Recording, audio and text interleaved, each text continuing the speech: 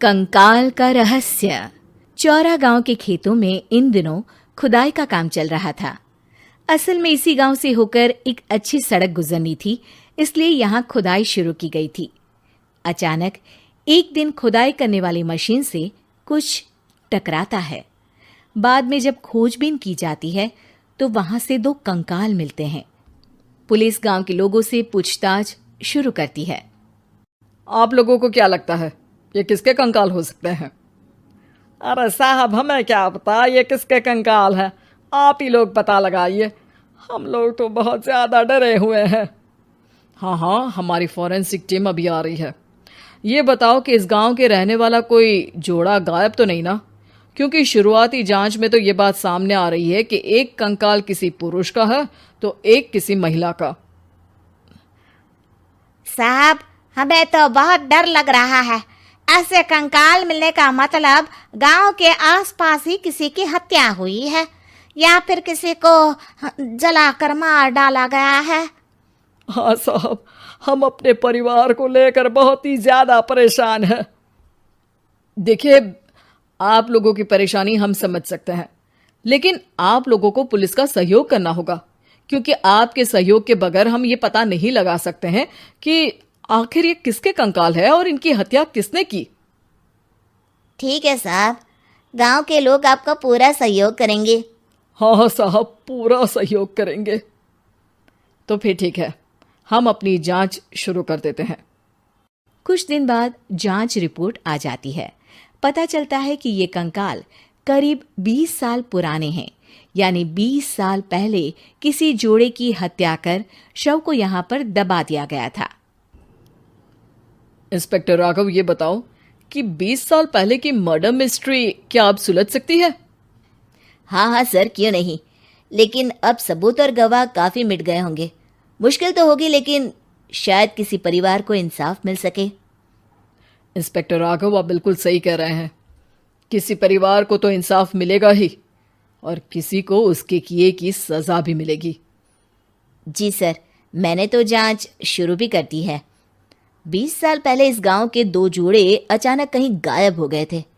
मैंने दोनों ही परिवारों के बाकी के सदस्यों से बातचीत शुरू की तो उन्होंने बताया कि उनके बच्चे शहर गए थे, लेकिन आज तक वापस नहीं लौटे हैं। लेकिन ये दोनों शव किस परिवार के सदस्यों के हैं, ये कैसे पता चल सकेगा? सर, मैंने डीएनए टेस्ट करवा लिया है। आज शाम तक इसकी रिपोर्ट भी आ जाएगी। अच्छा, ठीक है। उसी शाम को सर, डीएनए रिपोर्ट के मुताबिक ये दोनों ही लाशें चौरा गांव के रहने वाले प्रधान सुल्तान सिंह के बेटे और बहू की है। लेकिन इनकी हत्याएं किसने की है, ये कैसे पता लगेगा? इसी का तो पता लगाने की कोशिश में जुटा हूं सर। आज सुल्तान सिंह से मिलने भी जा रहा हूं। मेरा बेटा और बहू तो मेरे लिए सिर्फ यादों में ही रह गए थे। हमें उनकी लाशें तक नहीं मिल सकी थी। आज 20 साल बाद उनके कंकाल मिले हैं। मैं अब किसके लिए जीऊं?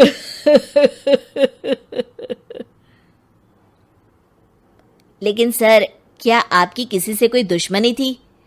अपने बेटे बहू की हत्या के लिए आप किसे जिम्मेदार मान रहे हैं? अब मैं किसका नाम बोलूं? मेरी तो किसी से दुश्मनी नहीं थी, बस मेरे बेटे बहू को कोई वापस ला पाता।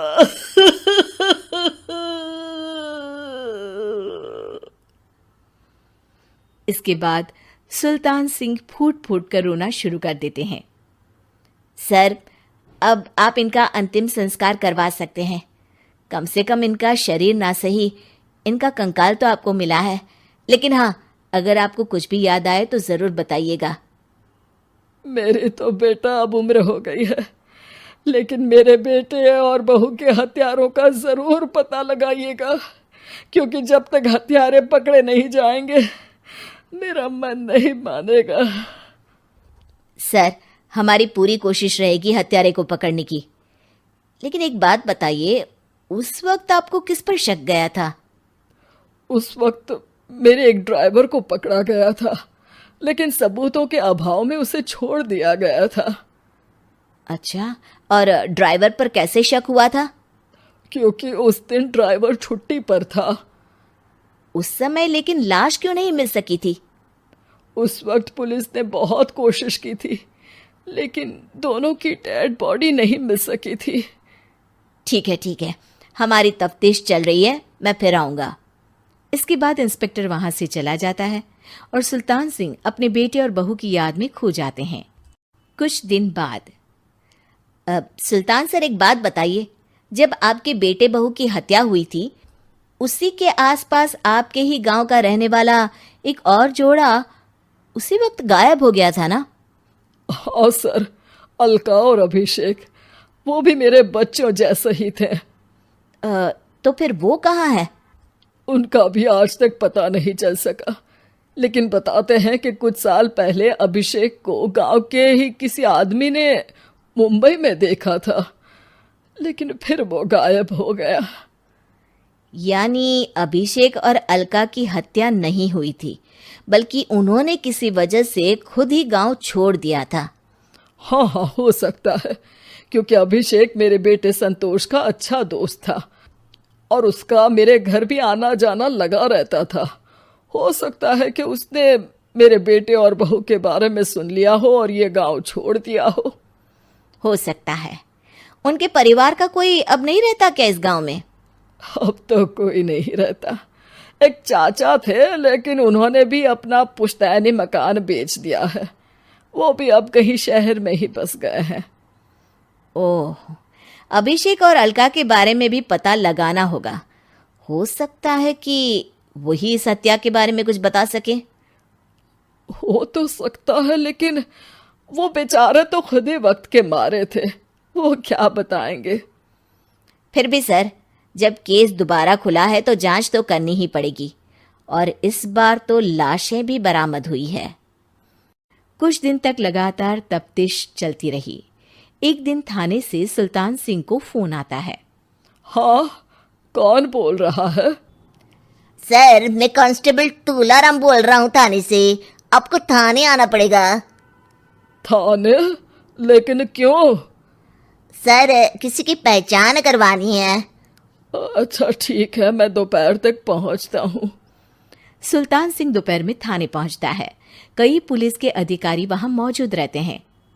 सर, आपके बेटे की हत्या का रहस्य आज शायद सुलझ जाए।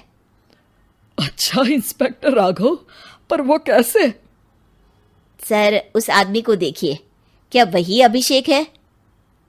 सुल्तान सिंह की आंखों में हैरानी से आंसू आ जाते हैं। हाँ सर, यही अभिषेक है। ये आपको कहाँ से मिला? सिर्फ अभिषेक ही नहीं, बल्कि इसकी पत्नी अलका भी इसके साथ है। मैडम, जरा अभिषेक की पत्नी को लाइए। जैसे ही अलका को पेश किया जाता है, सुल्तान सिंह जमीन पर गिर जाते हैं। सुल्तान सर, क्या हुआ आपको? आप अलका को देखकर गिर क्यों गए? सुल्तान सिंह सर पकड़कर बैठ जाते हैं। ये अलका नहीं, बल्कि ये तो मेरी बहू रितु है। पूरा थाना एक दूसरे का मुंह देखने लगता है। क्या? इसके बाद हर किसी को दो कंकाल और हत्या का रहस्य समझ में आ गया। अभिषेक और रितु ने मिलकर संतोष और अलका की हत्या की थी और लाश को जमीन के नीचे दबा दिया था।